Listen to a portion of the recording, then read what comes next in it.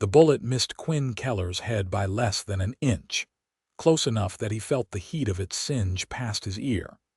And in that split second before he dove behind the water trough, his last thought was not of his own death, but of Beatrice Zimmerman's face when she found out he'd gotten himself killed over a card game.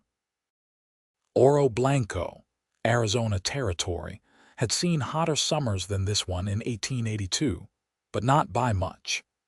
The dust hung in the air like a living thing, and the sun beat down on the wooden buildings with the kind of relentless fury that made men do stupid things. Quinn had done his fair share of stupid things in his 26 years, but sitting down at a poker table with the Dalton brothers had to rank near the top of that particular list. "You cheating son of a dog." The voice belonged to the younger Dalton, the one with the scar across his chin and the mean streak a mile wide. "Nobody's luck runs that good." Quinn pressed his back against the water trough, his hand going to the Colt revolver at his hip.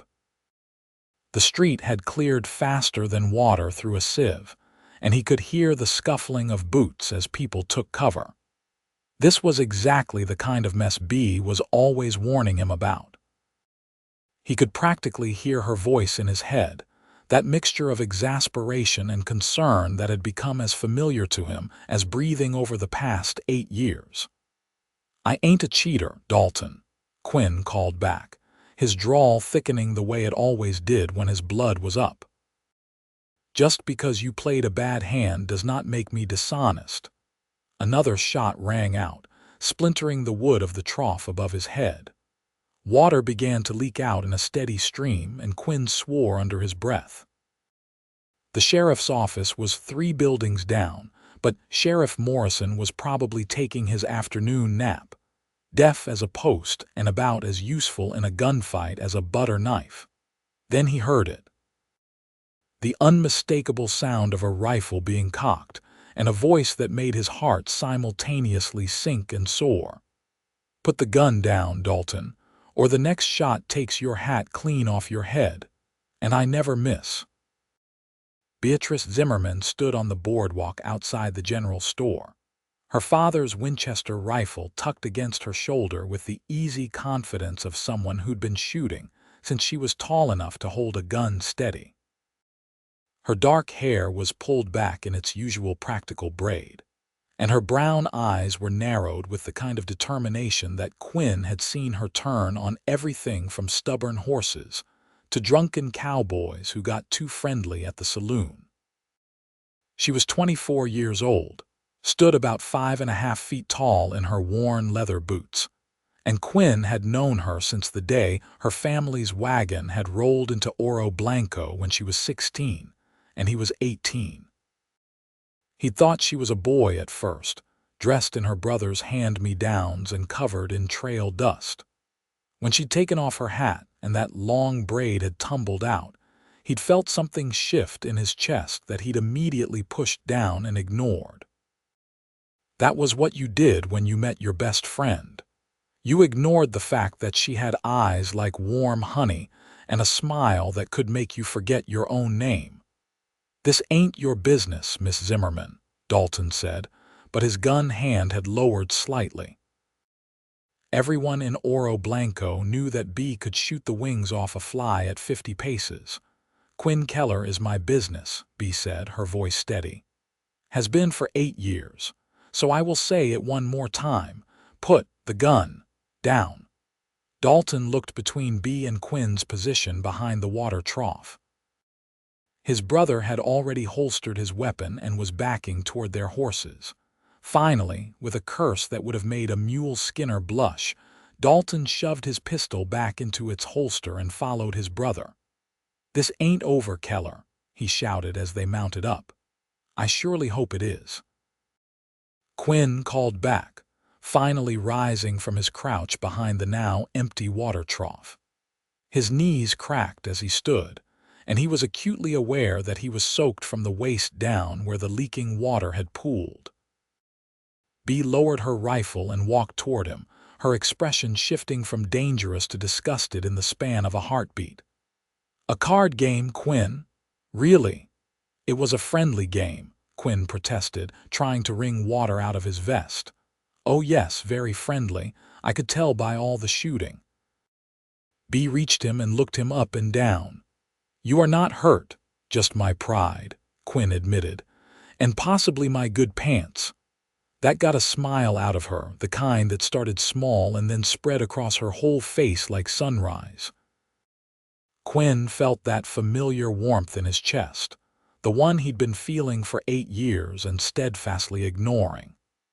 Bea was his best friend, his partner in everything from moving cattle to fixing fences to sitting up all night when her mother had been sick 2 years back. She was the person who knew him better than anyone in the world, who could read his moods from the set of his shoulders, who laughed at his terrible jokes and called him out when he was being an idiot, which, admittedly, was fairly often. Come on, Bea said, shouldering her rifle. I will buy you a drink and you can tell me how you managed to win enough money off the Dalton brothers to make them try to kill you. I won their horse, Quinn said as they walked toward the saloon. The big paint gelding. Bea stopped walking. You won Thunder. That his name. That is the best cutting horse in 3 territories, you absolute fool. But she was grinning now. No wonder they tried to shoot you. The Lucky Dollar Saloon was the largest building in Oro Blanco, which was not saying much. The town had a population of maybe 300 souls on a good day, swelling to 500 or 600 when the mines were running at full capacity.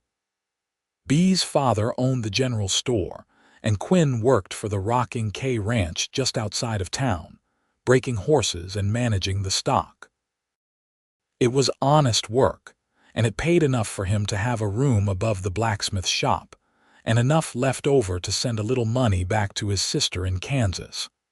They took their usual table in the corner, and Bea ordered 2 whiskeys from Tommy, the bartender.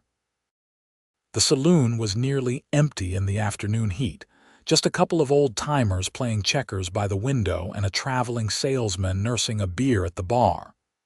So, Bea said, leaning back in her chair with that direct way she had of looking at a person, are you going to keep the horse? I was thinking about it, Quinn said, but if it is going to cause this much trouble, maybe I should sell it. To who?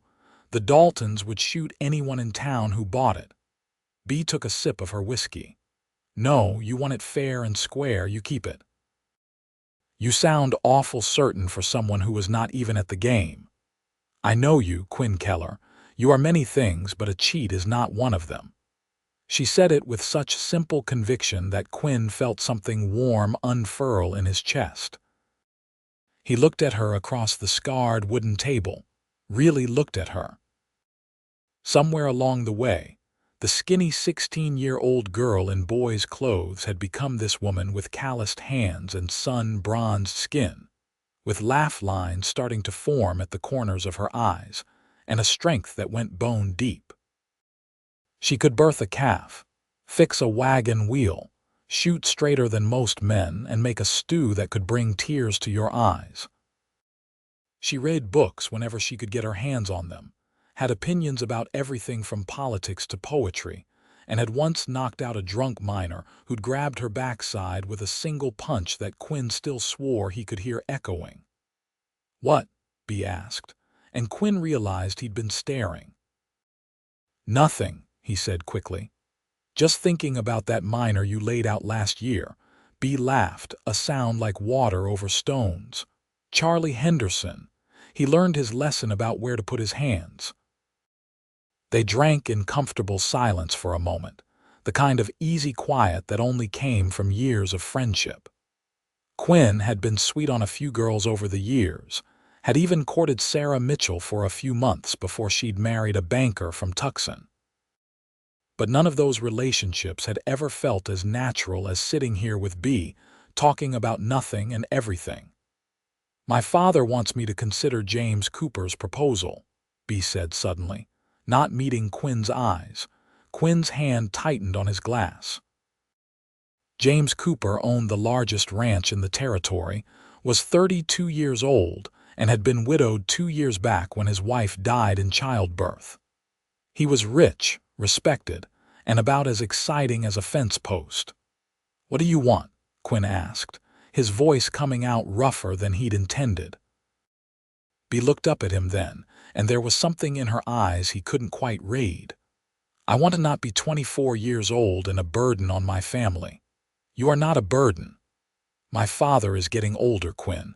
The store does not make what it used to, and I am not getting any younger."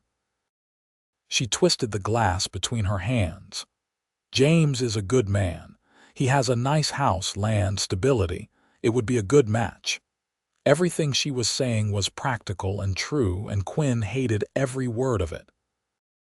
The thought of Bea married to James Cooper, living in that big ranch house, having his children, growing old at his side, made Quinn feel like he'd been kicked in the chest by a horse. "You love him?" The question was out before Quinn could stop it. Bea's laugh was hollow. "Love?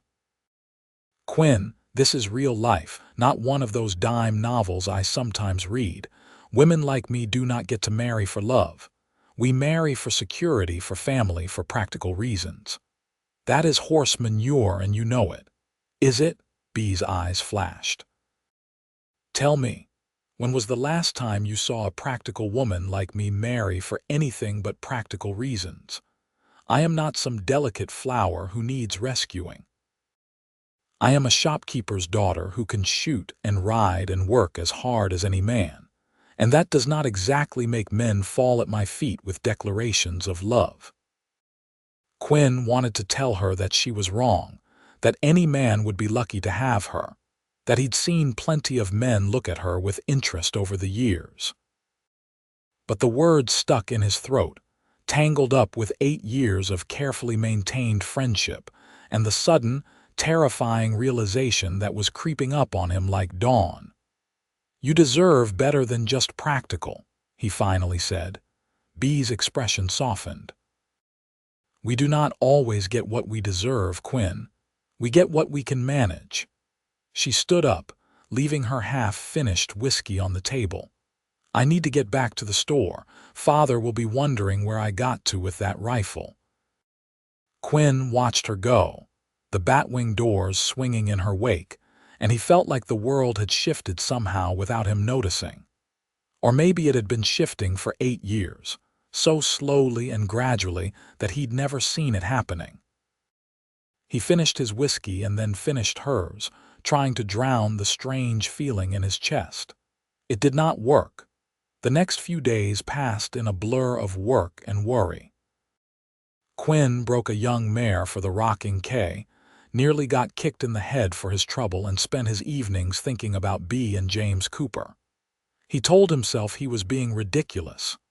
Bea was his friend, his best friend. That was all she'd ever been, all she'd ever wanted to be. If she wanted to marry James Cooper, that was her business. Except it did not feel like just her business. On Thursday, Quinn rode into town to pick up supplies and found Bea behind the counter of the general store, measuring out flour for Mrs. Henderson. She looked up when the bell over the door chimed, and her face broke into that smile that always made Quinn's heart do something complicated. "Afternoon, Quinn," she called. "I will be with you in just a moment." Quinn nodded and pretended to be very interested in a display of shovels while Mrs. Henderson finished her order and left. When they were alone, Bea came around the counter and leaned against it, wiping her floury hands on her apron. "How is Thunder settling in?" she asked. "Like he owns the place," Quinn said. "Best horse I have ever ridden. I took him out yesterday and he moves like he can read my mind. The Daltons have been asking around about buying him back." "Let them ask. I am keeping him." Quinn paused. "Have you given Cooper an answer yet?" The smile faded from Bea's face. "Why do you keep asking about that?" "Because I am your friend and I care about what happens to you." "As a friend," Bea said, and there was something sharp in her voice now. "What else would it be?" Bea stared at him for a long moment, and Quinn had the uncomfortable feeling that she was seeing right through him to something he was not ready to acknowledge. Right, she said finally. What else would it be? Before Quinn could respond, the bell over the door chimed again and James Cooper himself walked in, tall and silver-haired and impeccably dressed despite the heat. He smiled when he saw Bea, completely ignoring Quinn. "Miss Zimmerman," he said in his deep, cultured voice. "I was hoping to find you here." "Mr. Cooper," Bea said, straightening up. "What can I help you with? I came to see if you'd considered my invitation to dinner on Saturday evening." Quinn felt his jaw tighten. This was the first he was hearing about a dinner invitation. Bea glanced at Quinn, then back at Cooper. "That is very kind of you, Mr. Cooper. I would be delighted." "Excellent. I will call for you at 6. Cooper tipped his hat to her, finally acknowledged Quinn with a curt nod and left. The silence that followed was deafening. "Dinner," Quinn said flatly. "Yes, dinner. People do have dinner together, Quinn. You said you were going to think about it. Sounds like you have thought about it." "I am thinking about it. That is what the dinner is for, thinking." Bea crossed her arms. "Why do you care so much?" "I told you I am your friend and I care about what happens to you." "Then be happy for me. James Cooper is a good man with a good life and he is interested in me. That does not happen every day. You are selling yourself short." "No, I am being realistic." Bea's voice rose. "Not all of us can just drift through life like you do, Quinn, working for wages and living in a room above a blacksmith shop. Some of us want stability. A home. A family." The words hit Quinn like a slap. "You think I am drifting through life? I think you are content to never make any hard decisions or commit to anything that might tie you down. That is not fair." "Is it not? Name one thing you have committed to in the 8 years I have known you." "I have committed to my job at the Rocking K. You are a hired hand." "You could leave tomorrow if you wanted." "I have committed to this town, to the people in it." Quinn took a step closer. "To you," Bea's eyes widened slightly, but she did not back down. "As a friend. You keep saying that, as a friend." "What do you want me to say, Bea?" For a moment he thought she was going to answer. Her lips parted, and there was something fierce and vulnerable in her eyes that made Quinn's heart pound. But then she shook her head and turned away. "I want you to say nothing," she said quietly. "I want you to let me make my own decisions about my own life without making me feel guilty about them." Quinn wanted to argue, wanted to say something that would make this right, but he did not know what that something was. So he bought his supplies, loaded them onto his horse, and rode back to the Rocking K with a heart that felt like it had been put through a wringer. Saturday came too fast and too slow all at once. Quinn spent the day breaking another horse, throwing all his frustration and confusion into the work until his shoulders ached and his hands were raw. He kept seeing Bea in his mind's eye, kept imagining her at dinner with James Cooper in that big ranch house, smiling and laughing and maybe deciding that practical was good enough. He was currying thunder in the stable when he heard hoofbeats approaching. Looking up, he saw Jack Morrison, the sheriff's deputy and not the same as the mostly useless sheriff, riding in fast. "Quinn," Jack called, swinging down from his horse. "Have you seen the Dalton brothers today?" Quinn's hand stilled on the brush. "No, why?" "They hit the bank in Tucson yesterday. Shot 2 people. The marshal thinks they might be heading this way." Quinn's blood ran cold. "Heading here? They got family in these parts, and word is they are still mighty sore about that horse you won." Jack looked at Thunder. "That is a fine animal, but it might be worth more trouble than it is worth. I am not giving up my horse because those outlaws cannot lose gracefully. I am not asking you to, just warning you to keep your eyes open." Jack tipped his hat. "And maybe stay out of town for a few days, just in case." But Quinn could not stay out of town. Not with Bea having dinner with James Cooper tonight. Not with the Dalton brothers possibly heading this way. He waited until Jack left, then saddled Thunder and rode into Oro Blanco as the sun was setting. The town was quiet in the evening light, most people finishing their suppers or settling in for the night. Quinn tied thunder outside the general store and knocked on the door that led to the Zimmerman family's living quarters above the shop. Bee's father answered, a small man with thinning hair and kind eyes behind wire-rimmed spectacles. "Quinn, what brings you by? I need to talk to Bee, Mr. Zimmerman. It is important. She is getting ready for her dinner with Mr. Cooper," but he stepped aside to let Quinn in. "Beatrice, Quinn is here to see you." Bee appeared at the top of the stairs, and Quinn's breath caught in his chest. She was wearing a dress he'd never seen before, dark blue with little buttons up the front, and her hair was down around her shoulders instead of in its usual braid. She looked beautiful and unfamiliar all at once, like someone he knew and did not know at the same time. "Quinn, what is wrong?" She started down the stairs, her brow furrowed with concern. "The Dalton brothers robbed a bank in Tucson. They might be heading this way." Bee's hand went to the railing.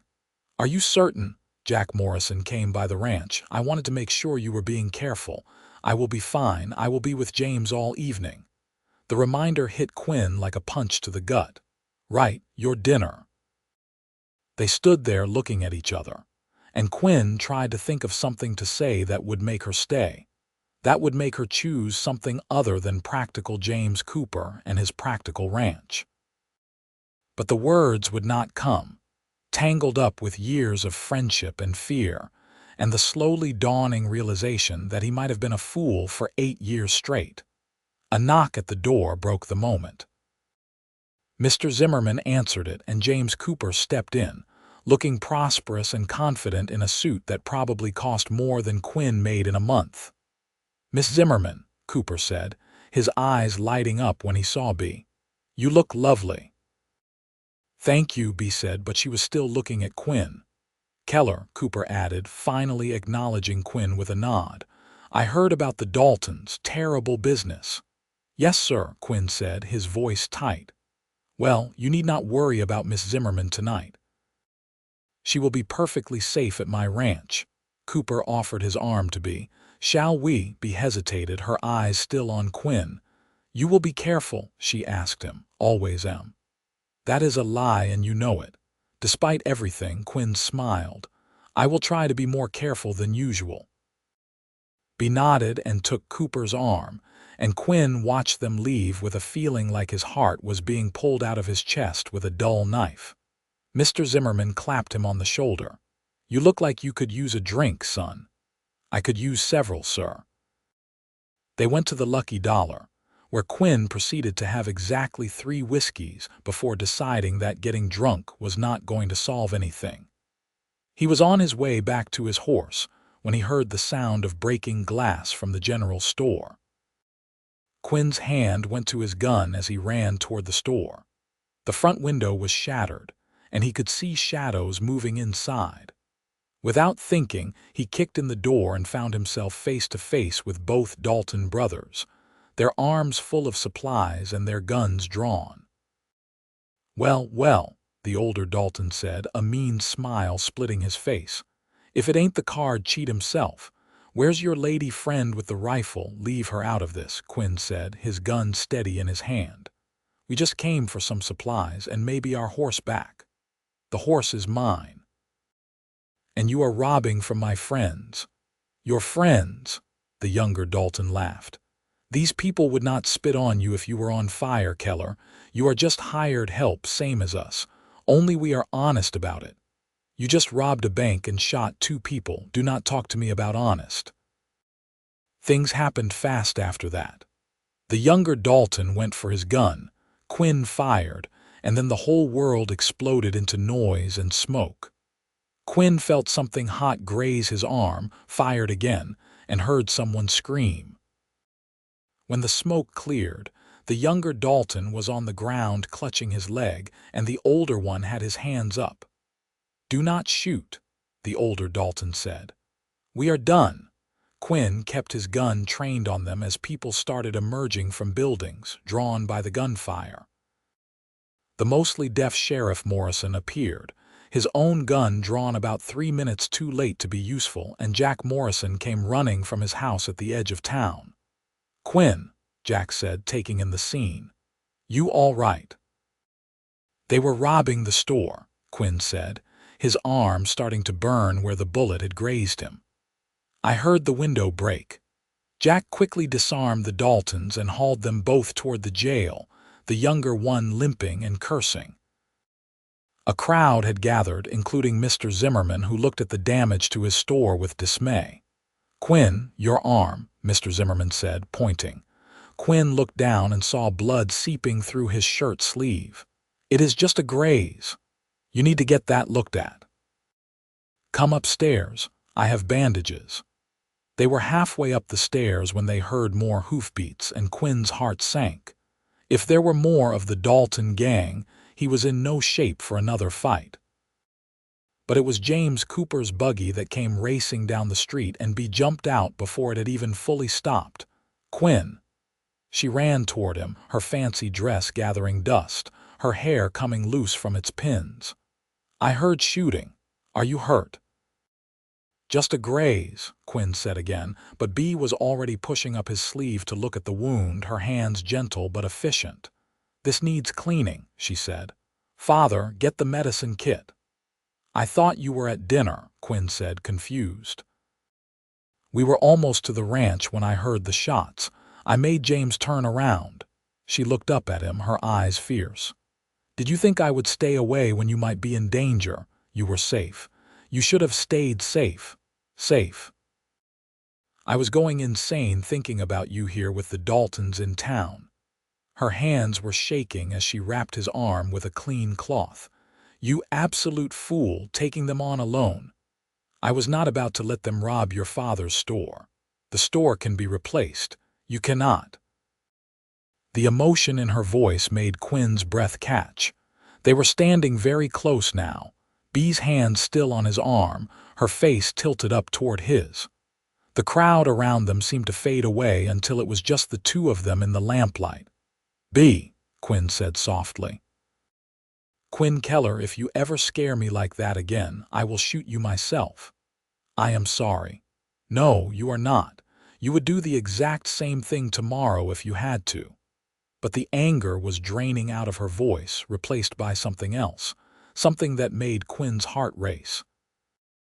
James Cooper had climbed down from his buggy and was approaching them, looking concerned but also distinctly uncomfortable. "Miss Zimmerman, perhaps we should get you home." "I am exactly where I need to be," Bea said, not taking her eyes off Quinn. "Beatrice," her father said gently. "Let us get Quinn upstairs and properly bandaged. Mr. Cooper, thank you for bringing my daughter back safely." It was a dismissal, polite but firm. Cooper looked between Bea and Quinn, seemed to reach some conclusion, and nodded. "Of course." "Miss Zimmerman, perhaps we can reschedule our dinner for another time." "Perhaps," Bea said, but there was no conviction in her voice. They went upstairs to the Zimmerman family's quarters, and Bea insisted on cleaning and bandaging Quinn's wound herself. Her father made himself scarce, suddenly remembering work that needed doing in the store below, despite the broken window. "This is going to sting," Bea warned, and then poured whiskey over the graze on Quinn's arm. Quinn hissed through his teeth but did not pull away. He watched Bea's face as she worked, the concentration in her eyes, the way she bit her lower lip when she was focused on something. He had seen her do this same thing 100 times over the years, patching up various injuries and mishaps, but tonight it felt different. Everything felt different. "There," Bea said, tying off the bandage. "You should be fine as long as it does not get infected. Change the dressing tomorrow and keep it clean." "Yes, madam." They sat in silence for a moment, Bea's hand still resting on his arm. Quinn could feel the warmth of her palm through the bandage. "You ruined your dinner," Quinn said finally. "I did not want to be at that dinner anyway." Quinn's heart jumped. "No," Bea looked up at him and there were tears shining in her eyes. "No, I wanted to be here, with you." I always want to be with you, Quinn, and I am so tired of pretending that being your friend is enough." The world seemed to stop turning. Quinn stared at her, unable to believe what he was hearing. "B. I have been in love with you for 8 years," she said, the words tumbling out like she could not hold them back anymore. "Since the day you taught me how to play poker and told me I had the worst poker face you had ever seen. Since you sat with me all night when my mother was sick and never complained once. Since you remembered my birthday every year and always brought me those peppermint sticks I like from the store. Since 1,000 tiny moments that added up to me loving you so much I could not breathe sometimes." Quinn felt like he had been struck by lightning. 8 years. She had loved him for 8 years, and he had been too blind and too stupid to see it. "But you never said anything," he managed, "because you never gave me any sign that you felt the same way. You were my friend, always my friend, and I thought that was all you wanted. So I tried to be content with that, and when James Cooper proposed, I thought maybe I could be happy with someone practical and steady.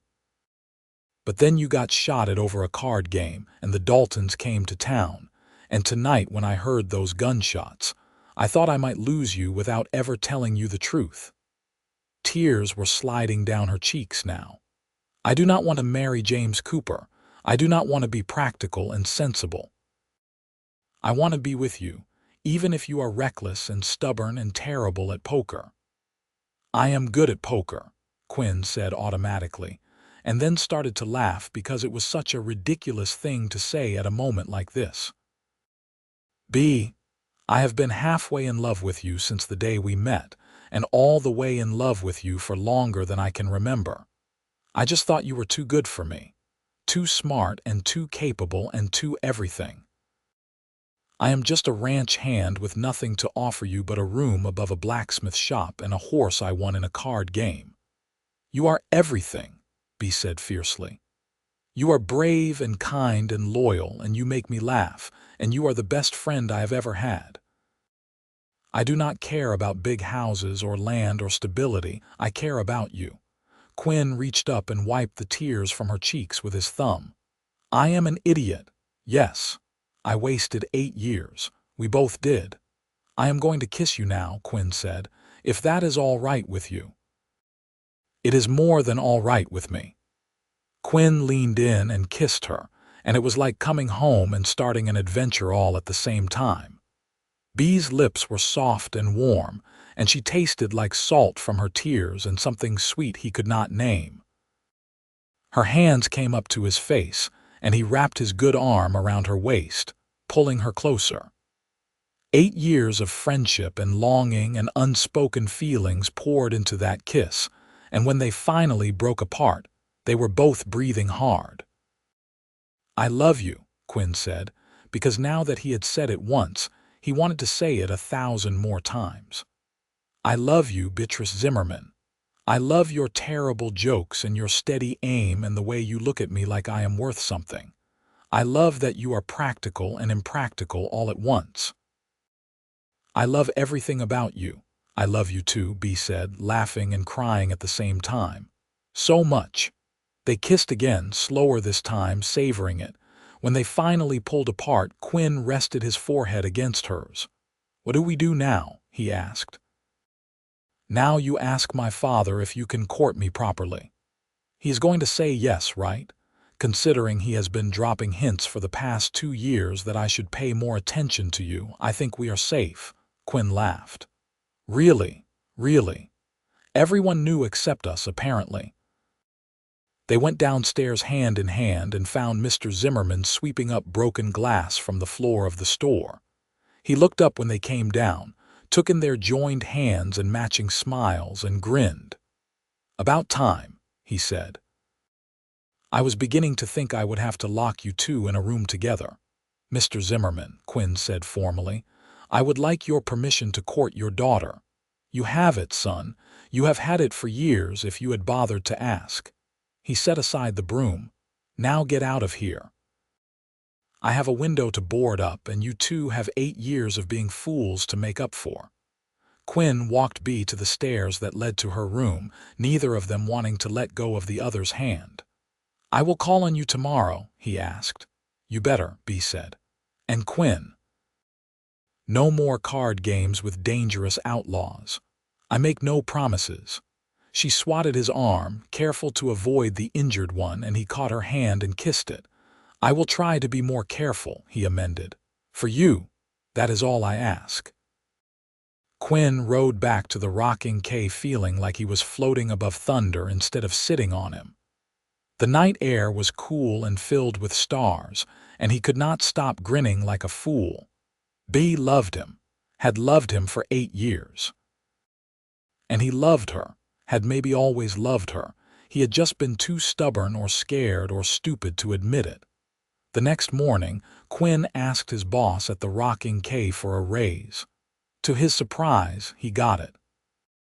Then he rode into town and bought Bea the biggest bag of peppermint sticks the general store had, which was somewhat awkward since Mr. Zimmerman was the one selling them to him. But the older man just smiled and did not say a word. Over the next few months, Quinn courted Bea the way she deserved. He took her on picnics out by the creek, taught her to dance in the barn at the rocking K, and sat with her in the evening while she read books aloud to him. They went riding together on Sundays, Bea on her sturdy mare and Quinn on Thunder, racing across the open country with the wind in their faces. The town watched their courtship with approval, and more than a little "I told you so" smugness. Apparently, everyone had seen this coming, except the two people involved. James Cooper took the rejection with good grace and ended up courting a widow from Tucson, who actually appreciated his practical nature. Quinn started saving every penny he could, working extra hours and taking on odd jobs around town. He was 26 years old and had very little to his name, but he was determined to give Bea a proper proposal with a proper ring. It took him 6 months to save enough. He rode to Tucson and bought a simple gold band with a small diamond that the jeweler promised was the real thing. Then he asked Mr. Zimmerman for his daughter's hand in marriage, which was somewhat redundant since everyone knew they were going to get married, but Quinn wanted to do things right. "You have my blessing," Mr. Zimmerman said, shaking Quinn's hand, "but you better ask her somewhere romantic. My daughter reads too many books to settle for anything less." Quinn proposed on a Saturday evening in October of 1883. A year and 2 months after that day, the Dalton brothers had come to town and changed everything. He took Bea out to the place where they had first met, the crossroads at the edge of town where her family's wagon had rolled in all those years ago. "Why are we here?" Bea asked, looking around in confusion. "Because this is where I first saw you," Quinn said. "You were covered in dust and wearing your brother's old clothes, and I thought you were the prettiest boy I had ever seen." Bea laughed. "I was not pretty, I was a mess. You were perfect." Quinn took her hands in his. "You are perfect. And I have been trying to work up the courage to do this for the past month, but I keep getting nervous and forgetting what I want to say." "Quinn, you do not need a speech." "Yes, I do. You deserve a speech." He took a deep breath. "Beatrice Zimmerman, you are my best friend, my partner, and the love of my life. You make me want to be better than I am. You make me laugh, you make me think, and you make me feel like I could do anything as long as you are beside me. I do not have much to offer you. Just a room above a blacksmith shop that is too small for 2 people, and a job that does not pay nearly enough, and a horse I won in a card game. But I also have all my love, and all my loyalty, and all my days from now until the day I die, if you will have me." He dropped to one knee in the dusty road and pulled out the ring. Bea's hands flew to her mouth, and tears started streaming down her face. "Yes," she said. "Yes, of course, yes. I would marry you if all you had was that terrible room and nothing else." Quinn slipped the ring onto her finger, and then he stood up and kissed her right there in the middle of the road as the sun set behind them.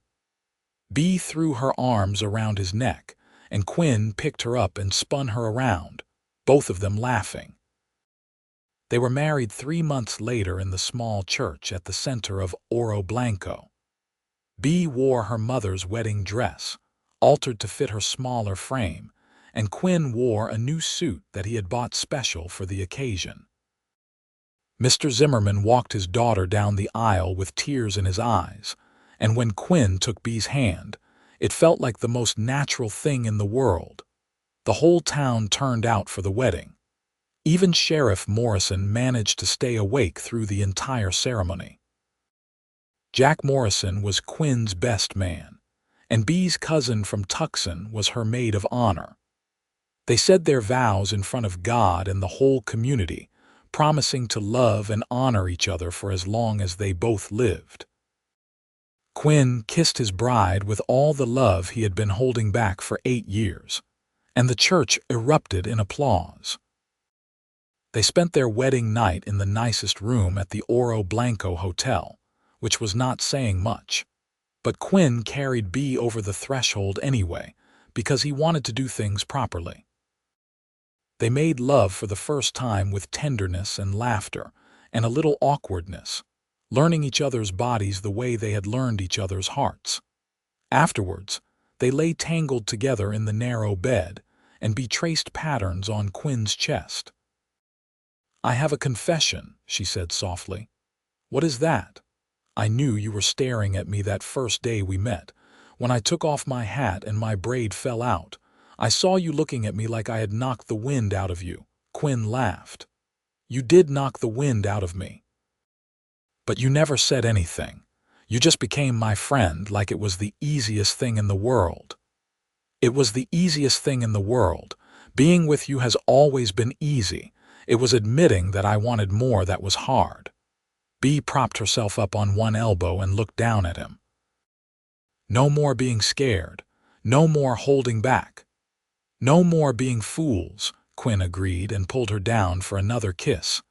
They spent a week at the hotel, which was all they could afford, but it felt like a lifetime. Then they moved into a little house that had come available on the edge of town, 3 rooms and a porch that Quinn promised to fix up. It was not much, but it was theirs. Bea kept working at her father's store, and Quinn kept working at the Rocking K. But now they came home to each other every night, made dinner together in their small kitchen, and fell asleep wrapped in each other's arms. They learned the rhythms of married life, the small compromises and adjustments, the joy of waking up next to the person you loved more than anything. A year after they married, Bea told Quinn she was pregnant. He had been mending a fence when she came riding out on her mare, and he knew something was different the moment he saw her face. "Quinn," she said, dismounting, "we are going to have a baby." Quinn dropped the hammer he had been holding. "A baby?" "Yes, a baby. You know, those small humans that cry a lot and need constant attention." Quinn let out a whoop of joy and picked her up, spinning her around the way he had the day he proposed. "We are going to have a baby. Put me down before you make me dizzy." He set her down but kept his arms around her.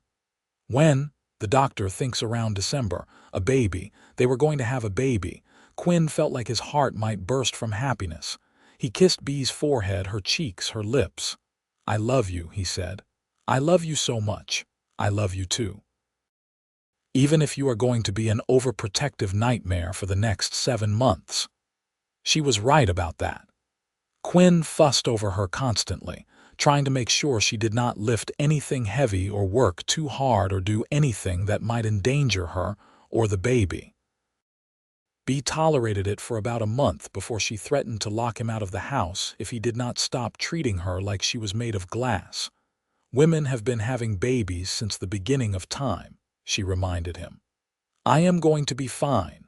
But Quinn could not help himself.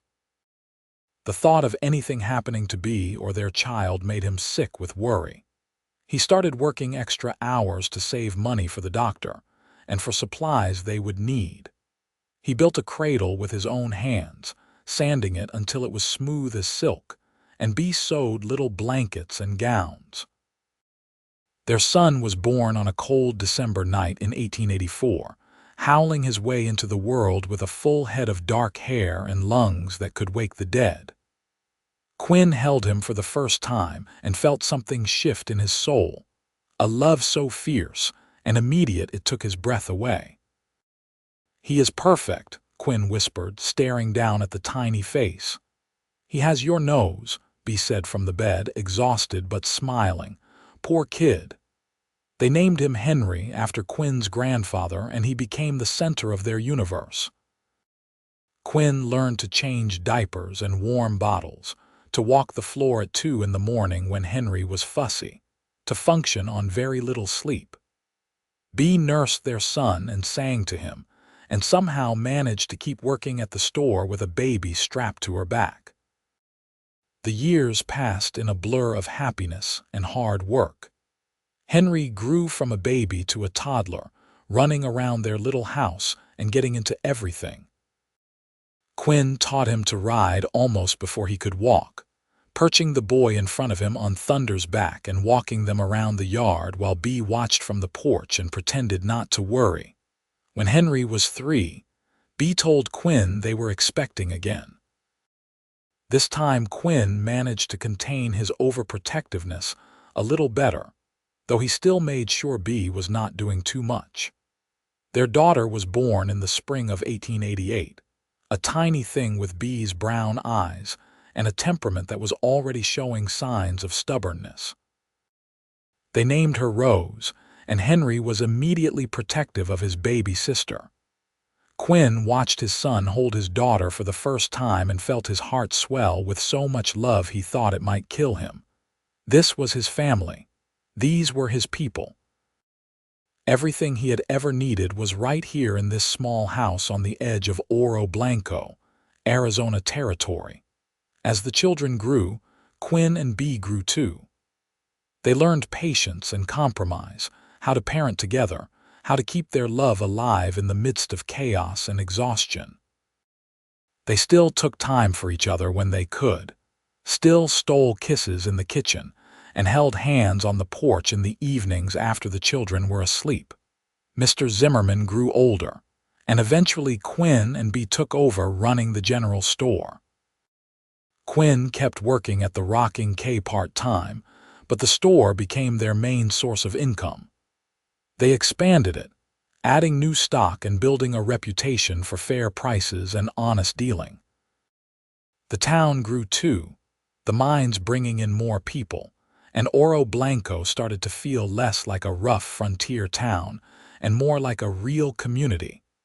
Henry started school when he was 6, and Rose followed 2 years later. Quinn taught his son to break horses and his daughter to shoot, because he wanted them both to be capable and strong. Bea taught them to read and to think critically, to question the world around them and never accept injustice just because it was the way things had always been. The years were not all easy. There were droughts that made money tight, and a fire that damaged the store and took months to recover from. There were arguments and disagreements, times when Quinn and Bea did not see eye to eye and had to work through it. But they always came back to the foundation of their love, the friendship that had started everything, and they always found their way back to each other. On their 10th anniversary, in 1893, Quinn took Bea back to the crossroads where he had proposed. The children were staying with Mr. Zimmerman for the night, and they had a rare evening to themselves. "You remember what you said to me here?" Quinn asked, taking her hand. "I said yes," Bea replied, smiling at the memory. "Before that, I told you I did not have much to offer, and you said you would marry me anyway. I would have married you if all you had was that terrible room above the blacksmith shop," Bea said. "I meant it then, and I mean it now." Quinn pulled out a small box from his pocket. "I know I already gave you a ring, but I have been saving and I wanted to get you something better." "Quinn, you do not need to get me anything. I love the ring you gave me, I know, but I wanted to." He opened the box to reveal a new wedding band, gold with small diamonds set all around it. You deserve beautiful things, Bea. You deserve everything. Bea's eyes filled with tears as Quinn slipped the new ring onto her finger right next to the original one. I have everything. I have you.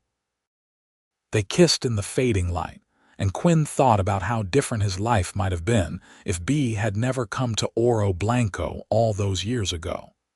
If he had never met the skinny 16-year-old girl in boy's clothes. If he had been too scared to take a chance on love.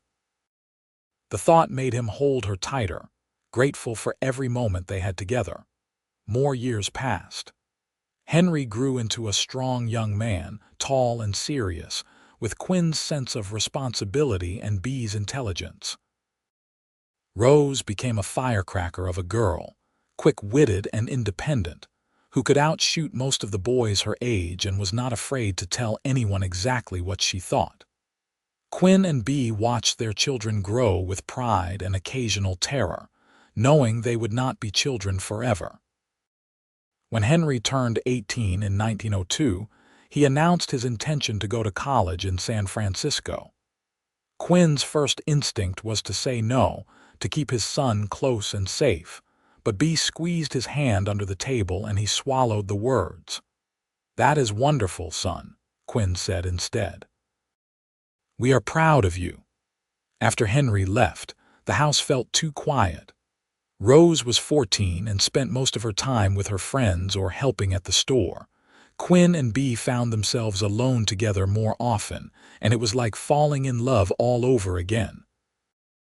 They took long rides together the way they used to, explored the territory, made love in the afternoon when the store was closed and Rose was at school. "We did all right, did we not?"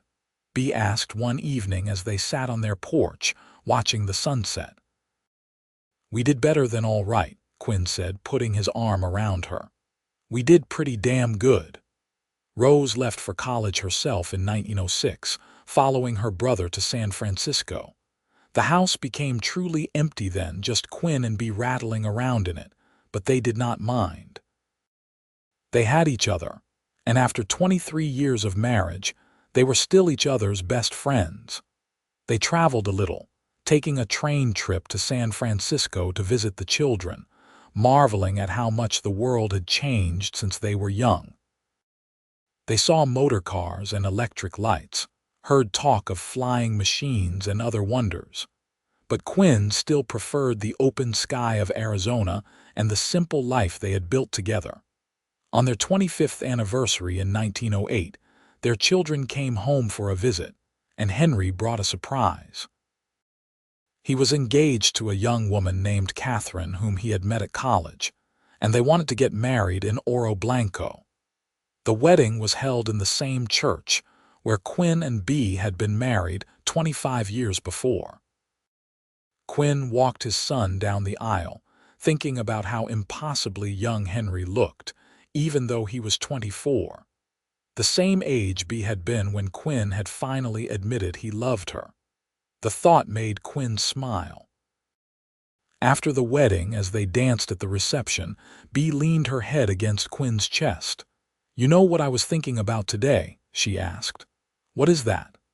"That day the Dalton brothers came to town, when you got shot trying to protect my father's store. That was a long time ago. That was the day everything changed, the day we both stopped being fools."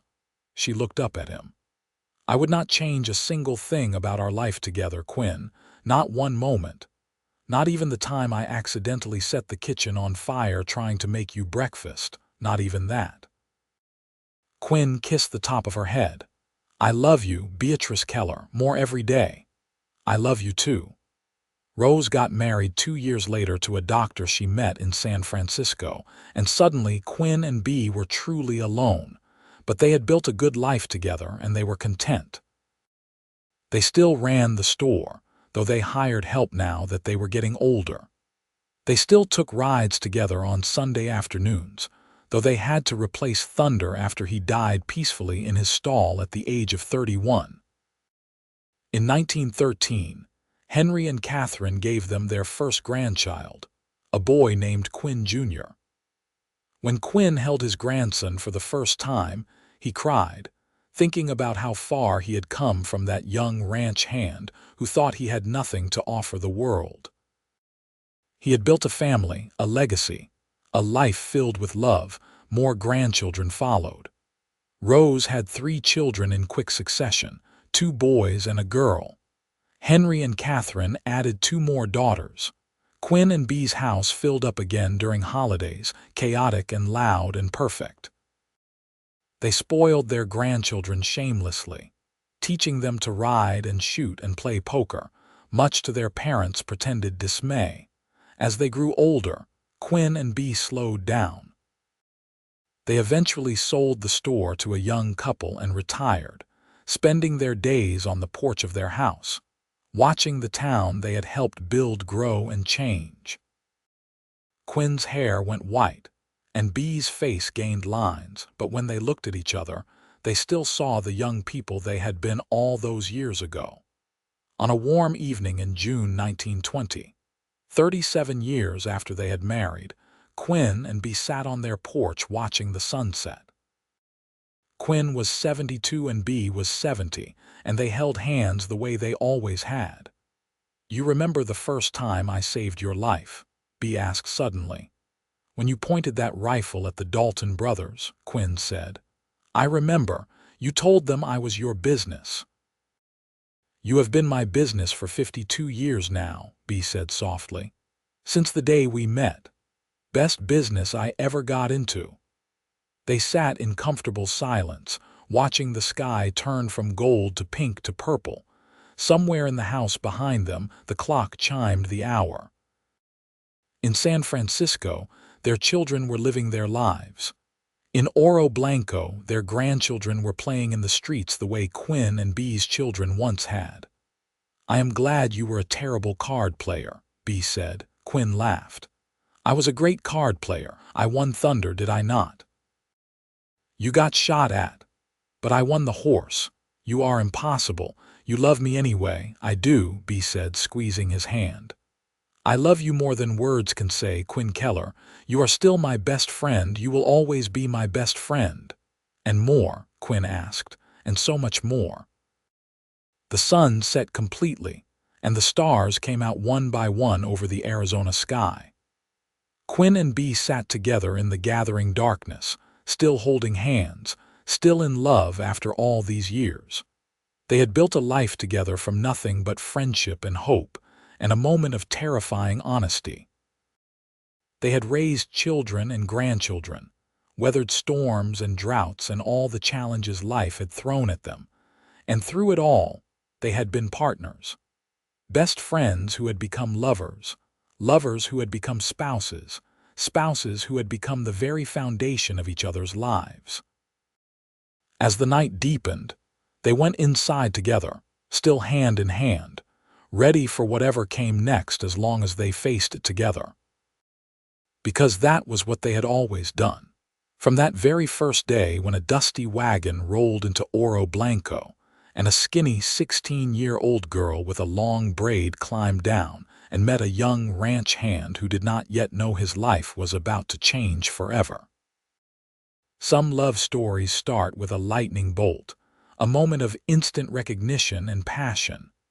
But the best love stories, the ones that last a lifetime, often start with friendship, with 2 people who know each other's flaws and love each other anyway.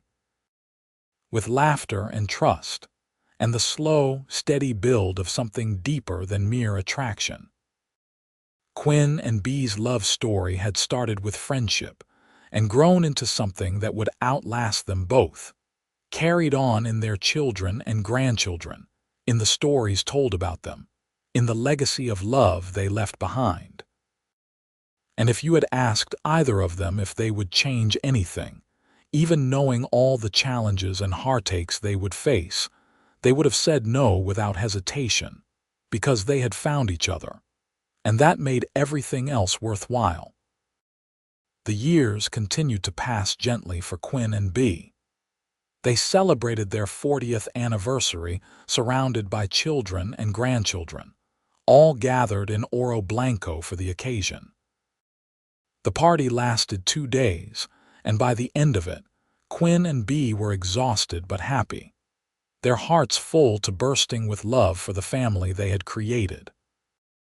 In the autumn of 1925, when Quinn was 77 and Bea was 75, they took one last ride together out to the crossroads where everything had changed all those years ago. They rode slowly, mindful of their aging bodies, but the joy of being together on horseback under the vast Arizona sky was the same as it had always been. "You know what I think," Bea said as they sat on their horses, looking out over the landscape. "What is that?" "I think we were always meant to find each other, even if it took us 8 years to figure out what we had." "Those were not wasted years," Quinn said. "We were building the foundation, learning to be friends first so we could be everything else later." "You are getting wise in your old age, Quinn Keller. I had a good teacher." They rode home slowly as the sun began to set, and that night they fell asleep in each other's arms the way they had for more than 40 years. Quinn woke in the middle of the night and watched Bea sleeping beside him, her face peaceful in the moonlight coming through the window. He thought about how lucky he was, how blessed, to have spent his life with this woman who had been his best friend and so much more. Winter came, and with it Quinn's 78th birthday. The family gathered again, though it was a smaller celebration this time. Quinn was slowing down, his joints aching in the cold, his energy not what it used to be. But he still smiled when Bea brought him coffee in the morning, still held her hand whenever he could, still told her he loved her every single day. Spring arrived, bringing warmth back to the Arizona desert. The wildflowers bloomed, and Bea spent hours in the garden she had cultivated over the years, planting and tending with the same care she gave to everything she loved. Quinn sat on the porch and watched her work, content to simply be in her presence. One evening in May, as they sat together watching yet another sunset, Bea turned to Quinn with a serious expression. "Promise me something," she said. "Anything. Promise me that whatever happens, you will remember that loving you was the greatest joy of my life. That I never regretted a single moment. That I would choose you again and again in every lifetime." Quinn's throat tightened. "Bea, what is this about?" "Nothing specific. I just want you to know, I want you to always know." He pulled her close, feeling the fragility of her bones against his own aging frame. "I know, and I want you to know the same thing. You were the best thing that ever happened to me, Beatrice Keller, the very best thing." They held each other as the sun disappeared below the horizon, and Quinn sent up a silent prayer of gratitude for every day, every moment, every heartbeat they had shared. The summer of 1926 was brutal, the heat oppressive even by Arizona standards. Quinn and Bea spent most of their time indoors, venturing out only in the early morning or late evening when the temperature was bearable. Their children wrote letters suggesting they might want to move to San Francisco where the weather was milder, but Quinn and Bea refused. Oro Blanco was their home. It was where they had fallen in love, raised their family, built their life. They would not leave it now. In August, Bea fell ill.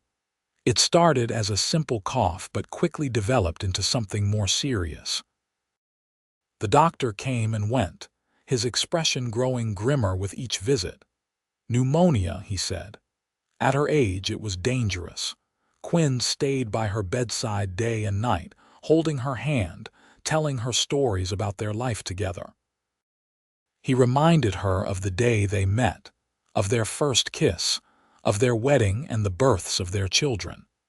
He told her about every moment he could remember, weaving their history together like a blanket to keep her warm.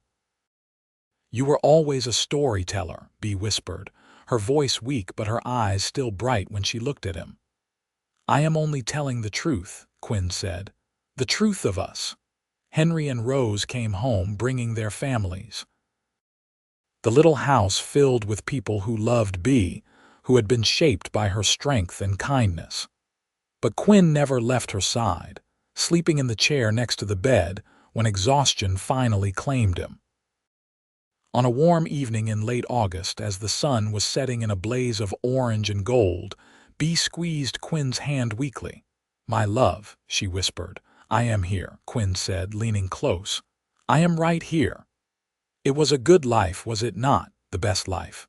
No regrets, not a single one. Tears were streaming down Quinn's face, but he did not try to hide them. Except that it was not longer. "I could have lived 1,000 years with you, and it still would not have been enough." Bea smiled, the same smile that had captivated him for more than 50 years. "I love you, Quinn Keller. My best friend, my heart, my everything." "I love you too, Bea. Always have, always will." She closed her eyes then, still smiling, and Quinn felt her hand go slack in his. The breath left her body gently, peacefully, like a sigh, and then she was gone. The world seemed to stop. Quinn sat there holding her hand, unable to process that she was really gone.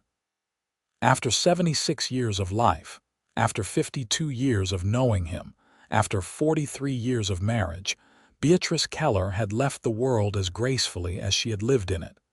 The funeral was held 3 days later. It seemed like everyone in Oro Blanco came to pay their respects to the woman who had been a pillar of the community for more than 5 decades. Quinn stood at the grave, surrounded by his children and grandchildren, and said goodbye to the love of his life. But he did not feel her absence the way he thought he would. Instead, he felt her presence everywhere. In the garden she had planted, in the house they had shared, in the faces of their children and grandchildren who carried pieces of her in them. She was not gone. She was transformed, spread out across all the lives she had touched, all the love she had given. Quinn lived for 2 more years after Bea died. He spent his days quietly, tending her garden, sitting on the porch, playing with his great-grandchildren when they came to visit. His children worried about him, but Quinn was not unhappy. He was simply waiting, counting down the days until he could be with Bea again. He told stories about her to anyone who would listen, keeping her memory alive. He talked about her courage and strength, her intelligence and wit, her capacity for love. He told about how she had saved him from the Dalton brothers, how she had loved him even when he was too foolish to see it, how she had been his partner in every sense of the word. On a cool evening in October 1928, Quinn sat on the porch watching the sunset. He was 80 years old, his body worn out from a lifetime of hard work, but his mind was still sharp. He thought about Bea, about how much he missed her, about how empty the world felt without her laughter and her presence. As the sun dipped below the horizon, Quinn felt a sudden peace wash over him. He closed his eyes and saw Bea's face, young and beautiful the way she had been when they first met. He saw her smile, heard her voice calling his name. "I am coming, Bea," he whispered. "Wait for me." Quinn Keller died peacefully in his sleep that night, a smile on his face. His children found him in the morning still sitting in his chair on the porch, facing west toward the sunset he had watched with Bea for so many years. They buried him next to his wife in the Oro Blanco cemetery, under a shared headstone that read simply, "Quinn and Beatrice Keller, best friends. True love. Forever." The town mourned the loss of one of its founding families, but the legacy of Quinn and Bea Keller lived on. Their children and grandchildren and great-grandchildren spread out across the country, carrying with them the lessons they had learned from 2 people who had shown them what real love looked like. And sometimes, on quiet evenings when the sun sets over the Arizona desert, people in Oro Blanco swear they can see 2 figures on horseback riding across the landscape, hand in hand, still together even in death, still best friends, still so much more, still writing their love story across the vast western sky. a testament to the power of friendship that becomes love, and love that lasts forever.